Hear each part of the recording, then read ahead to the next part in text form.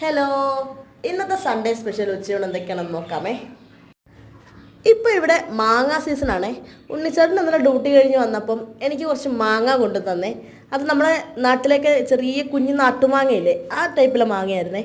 അപ്പം ഞാൻ കരുതി അപ്പോൾ ഇന്നത് മാങ്ങ പുളിശ്ശേരി ഉണ്ടാക്കാമെന്ന്.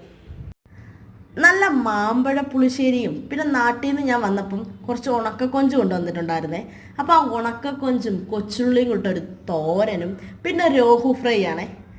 രോഹു ഇപ്പം 3-ാം വാരമാണ് ഓടിക്കൊണ്ടിരിക്കുന്നത്. ഇതോടുകൂടി രോഹു ചരിതം അവസാനിച്ചിരിക്കുകയാണ്. പിന്നെ നമ്മുടെ ഫ്രൈംസ്, അച്ചാർ, ഇത്ര ഉണ്ടായിരുന്നുള്ളൂ. ചെറുതായിട്ടൊരു തട്ടിക്കൂട്ട് ഊണാണ് ഇന്ന്. സൺഡേ ആയതുകൊണ്ടാണെന്ന് അറിയില്ല, നല്ല ക്ലീനിങ് ആയിരുന്നു ഇന്ന്. വീട് ഫുൾ ക്ലീനിങ്ങും തുണിയൊക്കെ കുറേ ഫോൾഡ് ചെയ്ത് വെക്കാനുണ്ടായിരുന്നു. പിന്നെ അത്രയൊക്കെ കൂട്ടി ഉണ്ണിച്ചേട്ടൻ വന്നില്ല കഴിക്കാൻ സമയപ്പത്തിന്. അപ്പം പിന്നെ ഞാൻ കഴിച്ചേക്കാമെന്ന് വിചാരിച്ചു. അങ്ങനെ ഞാൻ കഴിച്ചു. ആഹാ, അടിപൊളിയായിരുന്നേ.